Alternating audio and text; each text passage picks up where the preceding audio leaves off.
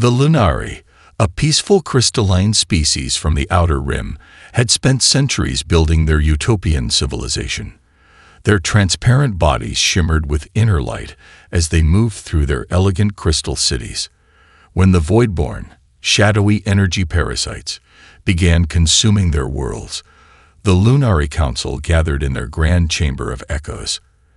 Elder Zyril, her crystalline form dulled with age and worry, made a desperate proposal.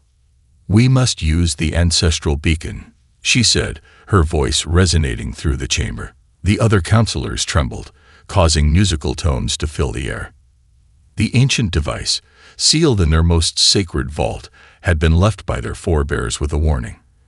Use only in extinction-level events. The signal it produced could reach farther than any contemporary communication, but might be detected by unknown entities. As the beacon activated, its signal rippled through subspace, passing through barriers and quarantine zones established by the Galactic Conquests millennia ago.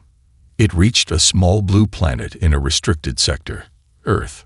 Dr. Elena Martinez stood frozen before her monitor at the Deep Space Listening Initiative. The alien transmission pulsed across her screen in patterns unlike anything humanity had ever encountered. Her hands trembled as she called her team. "This isn't a natural phenomenon," she told them, her voice barely a whisper.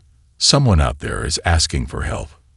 Within hours, the DSLI facility buzzed with activity. Government officials arrived in unmarked vehicles, and military personnel secured the perimeter. Elena fought to maintain control of her discovery as various agencies debated jurisdiction. "The pattern repeats exactly every 73 seconds," she explained to General Thomas Reeves, who represented the United Nations Space Command. "It's artificially generated, carrying complex mathematical sequences that can't be random." The general studied the scrolling data with narrowed eyes. "And you're certain it's a distress call?" Elena nodded. "Universal mathematics is the one true common language. The sequence begins with prime numbers, a classic attention-getter, then shifts to a pattern that can only be interpreted as diminishing values. Something is being reduced, consumed.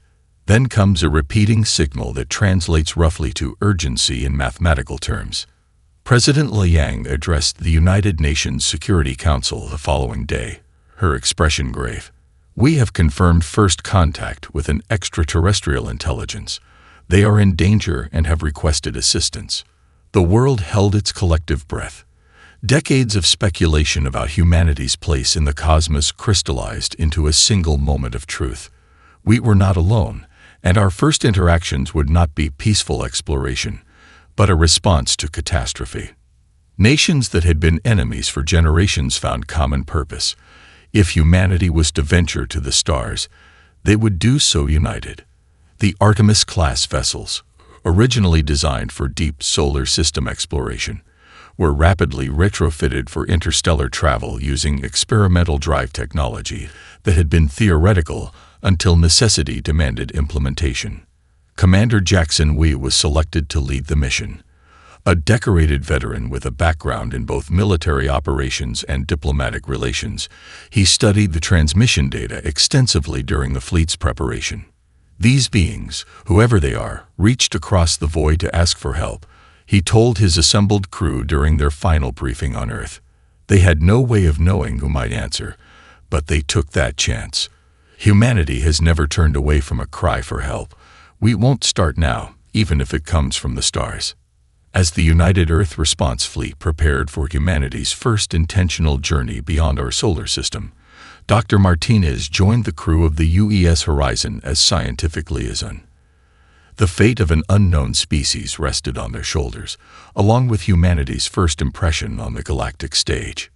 What they couldn't know was that the galaxy had been watching Earth for millennia, and had been so terrified by what they saw that they had quarantined our entire system. The United Earth Response Fleet emerged from hyperspace at the coordinates embedded in the Lunari signal. Commander Jackson Wee stood on the bridge of the UES Horizon, his weathered face illuminated by the glow of a dying star. Before them floated a crystalline world, cracked and partially consumed, with swarms of shadow-like entities circling its broken surface. "My God," whispered his executive officer. "What could do this to an entire planet?" The fleet's sensors registered the devastation in cold, clinical terms. 3 of the system's inner planets had been reduced to fragments, their cores extracted and energy signatures absent. The 4th and final world still maintained a defensive shield over its largest continent, but power fluctuations suggested it wouldn't last much longer. "Hail them," Wei ordered, straightening his uniform. Humanity's first words to another species needed to convey both strength and compassion. The view screen flickered, displaying a chamber carved from what appeared to be living crystal. Multiple beings with translucent, faceted bodies gathered around a central dais. Their forms contained inner light that pulsed in rhythm with their speech. "I am Commander Jackson Wei of Earth," he said clearly. "We received your distress signal and have come to render assistance." The crystalline beings vibrated in what the translation algorithm suggested was surprise. The tallest figure moved forward, its inner light dimming slightly. "Earth," it repeated, the word causing ripples through its form. "The quarantine system. This cannot be." Wei's diplomacy training kicked in despite his confusion. "We are here in peace and with the intention to help. May we know who we're addressing?" "I am Elder Zyril of the Lunari Collective," the being responded. "Your arrival was unexpected. We sent our call to the nearest silicon-based civilizations. The signal should not have penetrated the barriers around your system." The commander's eyes narrowed. "Barriers? Our astronomers have detected no such thing." "They would not," another Lunari interjected. "The quarantine was designed to be undetectable from within." Wei filed this troubling information away for later. "With respect, Elder Zyril, your situation appears dire. We've brought medical supplies, defensive capabilities, and scientific expertise. Will you accept our assistance?" The Lunari Council conferred in crystalline tones that sounded like wind chimes in a storm. Finally, Elder Zyril's light pattern stabilized. "We have little choice. The Voidborn consume our worlds one by one. You may approach the southern landing zone." Wei assembled a delegation including Dr. Martinez, medical personnel, and a security detail with strict orders to remain non-threatening. The shuttle descended through the crystalline planet's thin atmosphere, passing through the flickering shield that protected the final Lunari city. Up close, the devastation was even more apparent. Crystal spires lay shattered across the landscape. Where they had broken, no light emanated from within, suggesting the structures had been alive before whatever catastrophe had befallen them. The landing party emerged to find a delegation of Lunari waiting. As the humans approached, the crystalline beings physically recoiled, their inner lights flashing in alarm patterns. "You are Oxygen Brothers? Carbon-based life?" Elder Zyril asked, crystal tones underlying her words. "We have made a terrible mistake." Another counselor hovered forward. "We detected your biological signatures. You are predators, warm-blooded hunters with forward-facing eyes and endurance-based physiology." The crystal being's light patterns flickered with distress. "The quarantined ones. The forbidden species." Dr. Martinez stepped forward, her scientific curiosity overriding caution. "Why would our biology concern you? We've come peacefully." "Peace is not the issue," Elder Zyril vibrated. "Every spacefaring civilization, except yours, evolved from cooperative, non-predatory species. The galaxy quarantined Earth millennia ago after observing your evolutionary path. You are the only known sentient apex predators in explored space." Commander Wei processed this revelation with practiced calm. He stepped forward, hands open in the universal gesture of peace. "We came because someone needed help. That's what humans do, regardless of our evolutionary history." The human fleet observed the Voidborn's attack patterns with analytical precision. Dr. Sanvi Patel, the fleet's xenobiologist, made a startling discovery during her briefing to the combined human-Lunari command. "Every spacefaring species we encountered evolved from cooperation-based life forms," she explained, displaying comparative evolutionary charts on the holographic display. The Lunari evolved from crystalline organisms that shared light and nutrients. The Galactic Conquests species all evolved from herd animals, collective insects, or symbiotic relationships. She switched to human evolutionary history. We alone evolved as pursuit predators. We hunted by exhausting our prey, tracking them for days, thinking like them to predict their movements. These traits, endurance, pattern recognition, and tactical thinking, are uniquely human. Elder Zeral's crystalline form dimmed slightly. This is precisely why Earth was quarantined. Your kind thinks differently than all other sapient life. Different doesn't mean worse, Commander, we noted. It might be exactly what we need right now. The briefing was interrupted by alert sirens. A void-born swarm had penetrated the outer defense grid and was approaching the city shield. The humans rushed to defensive positions alongside their reluctant Lunari allies. Captain Anna Kozlov of the UES Intrepid took tactical command of the space-based defense. Her ship moved with unexpected agility for its size, positioning itself directly in the path of the largest void-born concentration. Kozlov, what are you doing? We demanded over the comm. Fall back to formation. With respect, Commander, I have a theory to test, she replied. Her voice remained steady despite the danger. Predators don't expect their food to bite back. The Intrepid deliberately allowed itself to be surrounded, then executed a maneuver no prey species would consider. It charged directly at the largest concentration of voidborn. The creatures scattered momentarily, confused by the unexpected aggression from what should have been prey. Now, Kozlov ordered. Her ship deployed modified probes that emitted precisely calibrated electromagnetic pulses, disrupting the voidborn's formation. The creatures scattered in confusion, giving the defending fleet crucial data on their behavior. Look at their response, Dr. Martins noted, studying the sensor readings. They retreat when confused. Conservation of energy. That's predatory behavior. Lieutenant Commander Hiroshi Tanaka, the fleet's tactical officer, nodded in agreement. They're hunters too, but they've never encountered another predator species. We can use that. The human ships adapted quickly, implementing hunting strategies that had evolved on Earth's savannas millennia ago. They flanked the voidborn swarms, cut off escape routes, and forced them into predictable reactions. For the first time since the invasion began, the Lunari watched the voidborn retreat. Elder Zeral observed the battle from the command center, her crystalline form humming with complex emotions. They think like hunters because they are hunters, she told her council.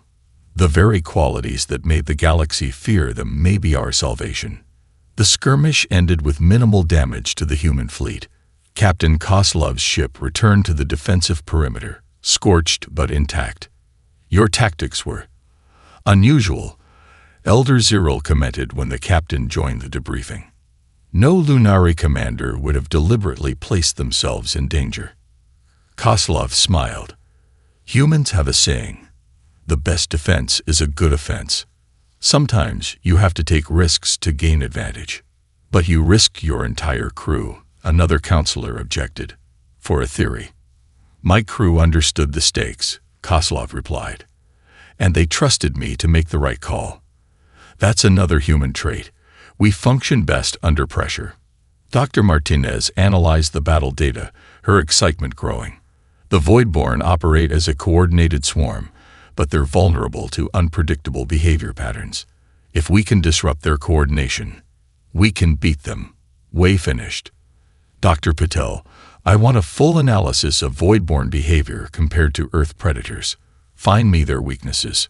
For the first time since the Voidborn appeared, a glimmer of hope shone through the Lunari Council chamber, reflecting in their crystalline bodies like distant stars. The Lunari witnessed human behavior with a mixture of fascination and horror. The concept of shifts, humans deliberately depriving themselves of rest to maintain continuous operations, was alien to their photosynthetic biology. Even more incomprehensible was humanity's response to injury. Lieutenant Amir Karim's shuttle was damaged during a reconnaissance mission. Voidborn energy tendrils had phased through the hull, severing his arm below the elbow. The Lunari medical observers expected euthanasia for such a grievous wound. Instead, they watched in amazement as human doctors fitted Karim with a prosthetic limb. 2 weeks later, he returned to duty. "How can you function with part of your body missing?" A Lunari healer named Chloris asked him. Her crystalline form pulsed with curious light patterns as she examined his mechanical arm. Karim flexed his mechanical fingers. "Humans have always replaced what we've lost. It's how we survive. But does it not distress you? The imperfection." "Scars tell stories," he replied. "This one reminds me why we're fighting." Chloris vibrated in what Karim had learned was their equivalent of thoughtful contemplation. "Your species views damage differently than ours. When a Lunari cracks, we never fully heal. The imperfection remains visible forever, a reminder of failure. We see it as a mark of endurance," Karim explained. "Proof that we faced something difficult and survived." This conversation was one of many cultural exchanges happening throughout the combined human-Lunari operation. Despite their initial fear, the Lunari found themselves drawn to human resilience and adaptability. Meanwhile, Dr. Martinez established a research team with Lunari scientists to study void-born behavior patterns. She worked tirelessly, often forgetting to eat until Commander Wei personally delivered meals to her laboratory. "You need to maintain your strength," he chided gently. Martins barely looked up from her data models. "I found something, Jackson. The void-born attacks aren't random consumption. They're harvesting energy with purpose." She displayed a three-dimensional map showing void-born movement patterns across the Lunari system. "See these collection points. The swarms gather here after feeding, then transfer the energy somewhere else before returning to feed again." Wei studied the pattern with narrowed eyes. "They're gathering resources for something larger." "Exactly," Martinez nodded excitedly. "The swarms share a collective intelligence, coordinated by something bigger hiding in the darkness between stars." She expanded the model to show energy flows throughout the system. "They're not just eating. They're feeding something, or someone." This discovery fundamentally changed their understanding of the threat. The Voidborn weren't mindless consumers but workers serving a greater purpose. Wei called an emergency meeting of the combined fleet command. "If Dr. Martinez is correct," he explained to the assembled officers and Lunari leaders, "we're not fighting random predators. We're fighting drones controlled by a hive mind." Elder Ziral's crystalline form darkened with concern. "How does this help us defeat them?" Lieutenant Commander Tanaka leaned forward. "In Earth's history, when facing hive-based threats like certain insect colonies, we learned that disrupting communication between workers and the Queen could collapse the entire system. We need to find their Queen," Captain Koslov concluded. "Or whatever passes for one," Martinez added. "I believe if we can track the energy transfer patterns, we can locate the central intelligence." A Lunari scientist named Helios joined the conversation. "Our long-range sensors detected unusual energy signatures at the edge of our system before communications were compromised. We dismissed them as background radiation from the nearby nebula." Martinez's eyes lit up. "Those could be our next target for investigation." As the meeting concluded, Wei found himself approached by Elder Ziral. The ancient Lunari's crystalline form had taken on a subtle blue tint. What Wei had learned indicated respect. "Your people continue to surprise us, Commander," she said quietly. "We feared the predator, not understanding that sometimes one needs a hunter to catch a hunter." "We're more than our evolutionary past," Wei assured her. "But we're not afraid to use those instincts when needed." For the first time, the Lunari and humans began to see each other not as reluctant allies, but as complementary forces with unique strengths to contribute to the battle ahead. Admiral Helena Chen arrived with Earth's second wave of ships. Her reputation preceded her, a tactical genius who had revolutionized Earth's defense strategies before first contact. The Lunari Council requested her presence immediately upon arrival. The Admiral strode into the crystal chamber with confident steps. Unlike many humans who appeared uncomfortable in the strange architecture, she moved with perfect poise. Her salt and pepper hair was pulled back in a severe bun, and her dark eyes missed nothing as she surveyed the assembled council. "Your weapons feed the Voidborn," Elder Zyril explained after formal introductions. "Energy-based attacks only make them stronger. We have no alternatives." Admiral Chen nodded once, acknowledging the challenge. "Then we use their hunger against them," she said. "Every predator has limits to what it can consume." She activated a holographic display from her wrist device, showing simplified models of the Voidborn. Commander Wei and Dr. Martinez have shared their findings with me. These creatures operate like biological systems despite their energy-based composition, and all biological systems have metabolic limits. Her plan was distinctly human in its creative brutality. Modified fusion reactors would be deployed as bait, drawing in the Voidborn swarms. When they began feeding, the reactors would initiate cascading overloads, overwhelming the creature's capacity to absorb energy. "On Earth, we have insects called mosquitoes that drink blood," Chen explained to the doubtful Lunari. "If one drinks too much, it can't fly and becomes vulnerable. We're going to give the Voidborn indigestion." Elder Zyril's crystalline form flickered with uncertainty. "You propose to feed them more energy. The very thing they seek. Sometimes the most effective poison is too much of what you crave," Chen replied. "Moderation sustains. Excess destroys." The engineering teams worked tirelessly to modify several fusion reactors. Captain Kozlov volunteered the Intrepid to deploy the first trap, having already proven her ship's maneuverability against Voidborn swarms. "You understand the risks?" Admiral Chen asked during the final briefing. Kozlov smiled grimly. "My crew and I discussed it. We're unanimous. The Lunari can't lose another world." The operation began at the edge of the system, where a small group of Voidborn clustered near a destroyed Lunari outpost. The Intrepid approached with its modified reactor broadcasting energy signatures designed to be irresistible. Like ringing a dinner bell, Lieutenant Commander Tanaka commented from the command center, where human and Lunari personnel monitored the operation. The Voidborn responded immediately, surrounding the ejected reactor and beginning to feed. Energy readings spiked as the creatures absorbed the output. Then, as they reached critical consumption levels, the reactor initiated its cascade. The results exceeded expectations. The overloaded Voidborn became disoriented, their shadowy forms pulsing erratically.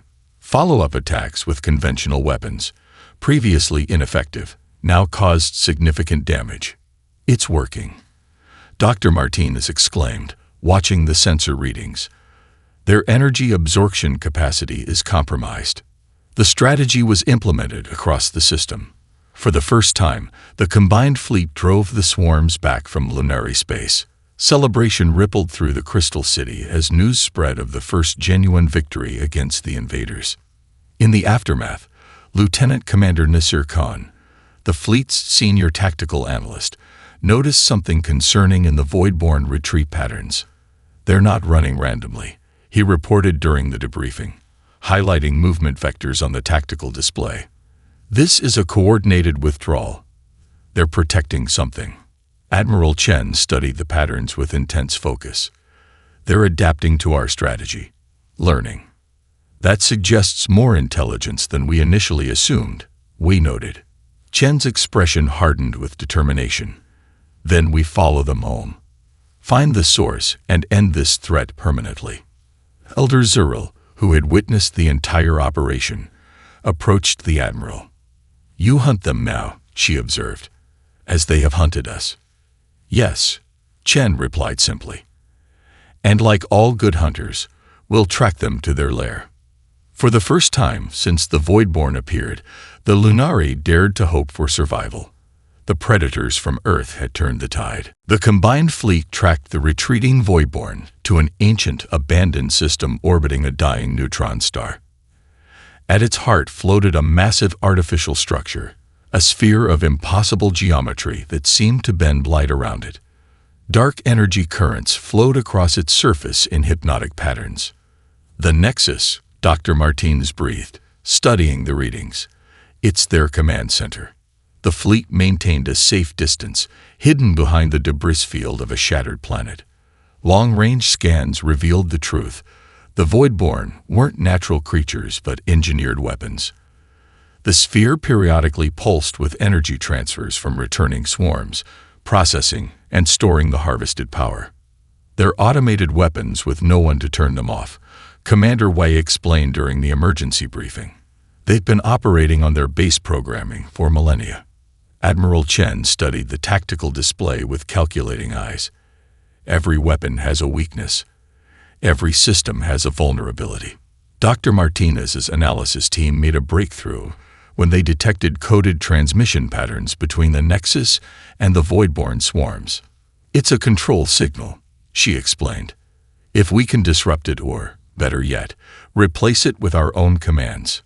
Technical teams worked frantically to develop a virus that could infiltrate the alien system. Meanwhile, the Nexus's defenses presented a formidable challenge. It drew power directly from the neutron star, creating energy barriers that would vaporize any approaching ship.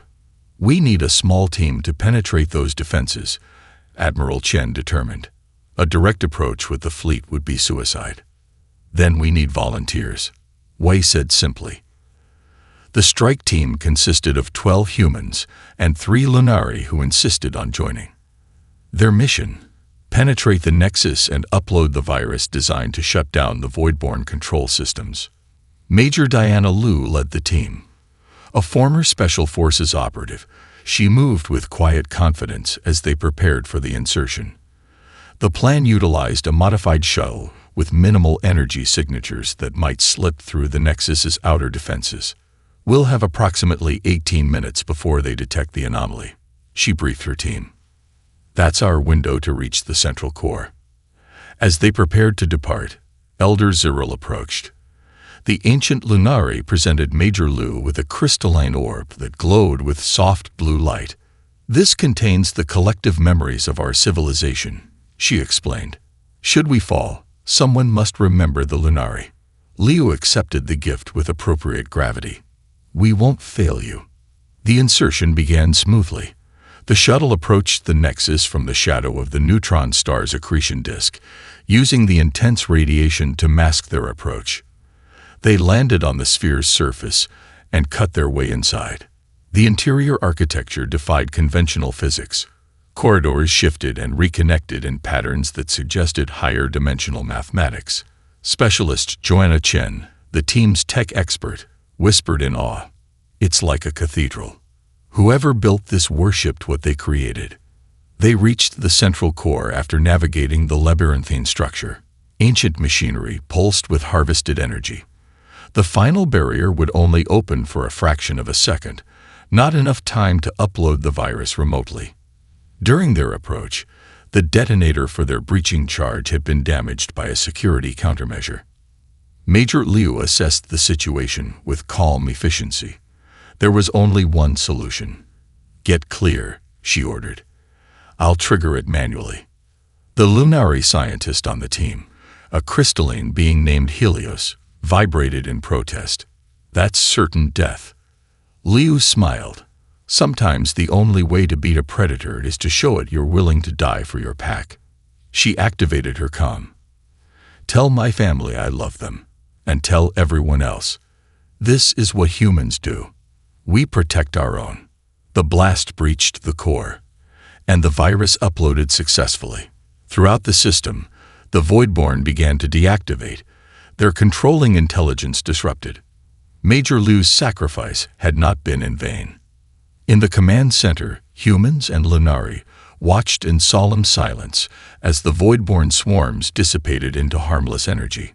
She knew what it would cost, Wei said quietly, and she chose to pay it anyway. Elder Zyril's crystalline form resonated with a deep tone that humans had come to recognize as mourning. We had not understood until now. The greatest predators can also be the greatest protectors. News of the Voidborn defeat spread quickly across Lunari communication channels. Crystal cities that had gone dark for cycles rekindled their inner light as survivors emerged from hiding. The human fleet, battle-scared but victorious, returned to the Lunari homeworld amidst celebrations that manifested as symphonies of light and resonant tones. 3 days after their return, long-range sensors detected massive ships entering the system.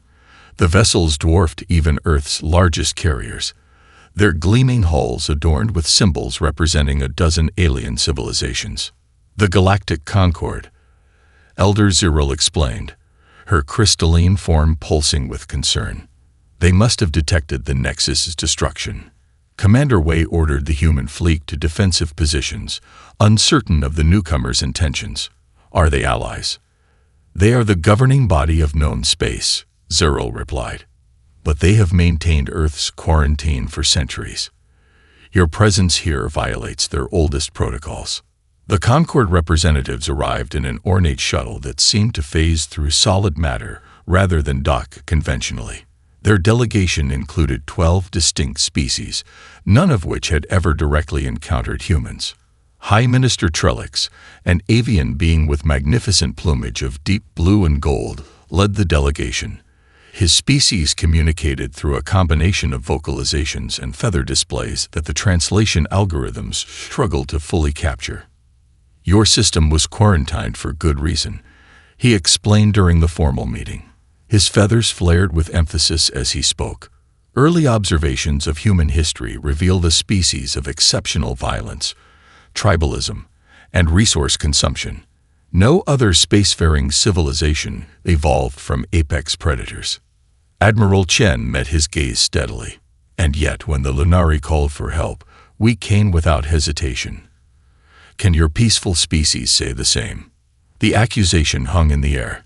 The Concord representatives shifted uncomfortably. The distress signal should not have penetrated the barrier, a gelatinous representative countered. The quarantine was designed to abandon developing species to their fate. Wei interrupted, to stand by while the Voidborn consumed world after world. Elder Zyril's crystalline form glowed with unexpected intensity as she addressed the Concord. The humans came when no one else did. They sacrificed their own to save people they had never met before. Their methods were unconventional, but effective when all our conventional approaches had failed. They are dangerous, another Lunari counselor acknowledged, but their predatory instincts give them understanding of responsibility that we lack. They know the consequences of unchecked power because they evolved with it. High Minister Trellix's feathers rippled in patterns that suggested deep consideration. The Voidborn threat has concerned the Concord for millennia. We monitored their expansion, but had no effective countermeasures, yet humans defeated them in weeks. We understand predators because we were predators, Dr. Martinez explained. But we evolved beyond mere hunting. We developed empathy, cooperation, and self-sacrifice alongside our predatory instincts. The Concord deliberated for 3 days. During this time, human personnel continued helping rebuild Lunari infrastructure, displaying the cooperation that Dr. Martinez had described. They worked alongside crystal beings who had initially feared their very presence, now united by shared purpose. On the 4th day, High Minister Trellix delivered the Concord's decision. Earth's quarantine would be lifted, and humanity would be offered provisional membership in the galactic community. Your species bears watching, High Minister Trellix told Commander Wei, his feathers displaying caution mixed with respect. But perhaps the galaxy needs what you bring to it. Wei's response was simple. We've spent our history learning to direct our predatory instincts toward protection rather than domination. We're still learning, but we're committed to the journey. As the human fleet prepared to return to Earth with representatives of both the Lunari and the Concord, Elder Zyril approached Admiral Chen privately. You have changed everything. The ancient crystal being observed. The galaxy will never be the same. Chen nodded thoughtfully. Change was inevitable. Better it comes from cooperation than conflict. 5 years after the Voidborn War, Earth had become an integral part of the Galactic Concord. Humanity's integration had not been without challenges. Several species remained wary of the former quarantine subjects, while others were fascinated by human resilience and adaptability. The UES Protector, the first joint human-alien vessel, patrolled the borders of Concord space under the command of Captain Elena Martins, formerly Dr. Martins of the Deep Space Listening Initiative. Her scientific background had proven invaluable in bridging cultural and biological differences among her diverse crew. The ship's design reflected its unique mission and crew complement. Crystal-lined meditation chambers accommodated Lunari crew members' need for light absorption cycles. Methane-rich environments housed the gaseous Vental engineers. The command deck featured adaptable gravity settings for species with different physiological requirements. Martinez surveyed her bridge with quiet pride. Her crew represented 12 species, including several Lunari who had specifically requested assignment to a human vessel. They had come to value the protection that human instincts provided. Lieutenant Helios, the Lunari scientist who had survived the Nexus mission, served as her chief science officer.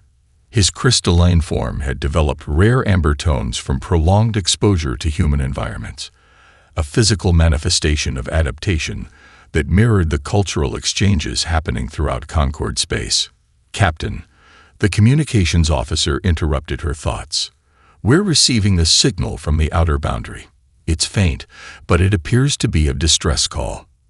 Martinez straightened in her command chair. Source: Unknown civilization, Captain. The signal originates from beyond the galaxy's edge. Translation algorithms are still processing, but preliminary analysis suggests a natural disaster scenario, a stellar collapse threatening an inhabited system. The Protector was the closest Concord vessel to the signal origin. Protocol dictated reporting to Concord Central Command for assessment and deliberation. Such decisions typically took weeks as committees evaluated risks and benefits. Martinez opened a channel to Concord headquarters. This is Captain Martins of the UES Protector. We've detected a distress signal from beyond established space. Request immediate authorization to investigate and render assistance. The Concord representative's response was predictably cautious. Captain, we must assess the situation before committing resources. The Council will convene to discuss appropriate action. With respect, Martins replied, her voice firm but respectful. While you debate, people are dying. Humans have never had the luxury of perfect consensus before helping others in need. The transmission was silent for several moments. Then, unexpectedly, a familiar crystalline tone joined the conversation. This is Counselor Zyril of the Lunari Collective. The voice resonated. The former elder had become the Lunari's senior representative to the Concord. When we called for help, the deadliest species in the galaxy answered. They did not hesitate. They did not calculate advantage. They simply came. If we are to honor their example, we must do the same. One by one, other Concord representatives added their support. The Vental Consortium, the Avian Federation, the Silicon Coalition. Species that had once feared human expansion now recognized the value of human decisiveness. Authorization granted, Captain Martinez, the Concord representative finally announced. A support fleet will follow your lead. As the Protector and its support vessels prepared for departure, the ship's chief medical officer, Dr. Sarah Jones, a veteran of the Voidborn War, painted red crosses on emergency shuttles being prepared for possible evacuation assistance. What is the significance of that symbol? Asked a young Lunari crew member, their crystalline forms still showing the clear tones of youth. It's from our most destructive times, she explained. Even when we fought each other, we agreed that those who helped the wounded should be protected. It reminds us why we're out here. As the Protector accelerated toward the unknown crisis, Martinez reflected on humanity's journey. The galaxy was learning what Earth had always known, that being dangerous and being protective were two sides of the same evolutionary coin. The traits that had made humans feared had become the foundation of their role as guardians, and when the next crisis came, humanity would be ready. For they had transformed their predatory past into something the galaxy had never seen before. Hunters who used their strength to shelter rather than to harm. The universe was changing. And humanity, once quarantined as too dangerous to join galactic society, had become its most dedicated protectors.